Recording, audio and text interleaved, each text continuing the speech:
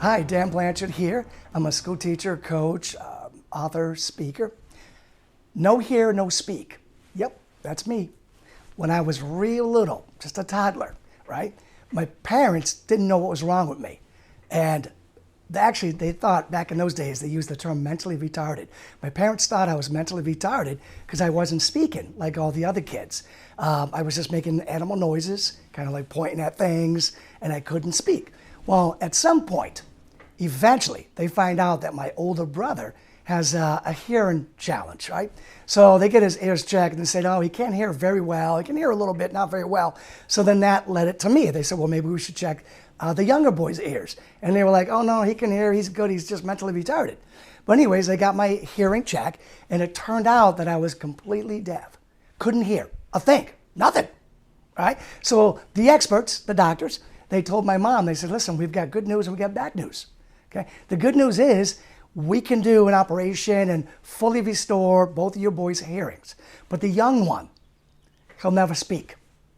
He missed the milestones and he'll never speak.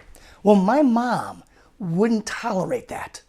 Right? And when I got the operation done and I could hear, couldn't speak, my mom took me to this little old nun.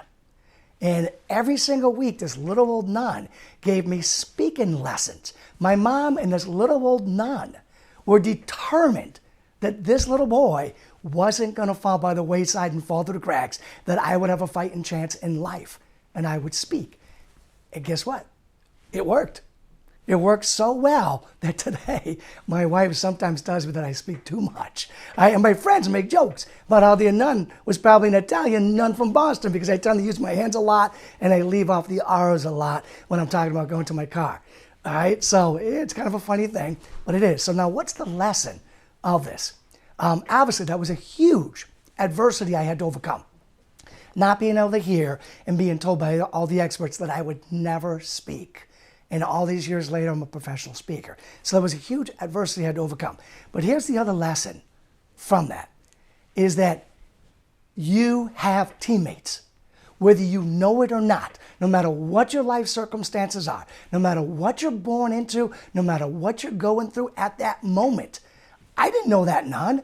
She stepped up, and she was a teammate. And my grandmother stepped up because sometimes she gave me rides when my mom wasn't around to give me rides. So between my mom, my grandma, and that little old nun, God bless her, wherever she may be, right, that little old nun, they were my teammates that I didn't even know I had. Every one of us has people out there that will help us, that want to help us overcome the adversities in our life.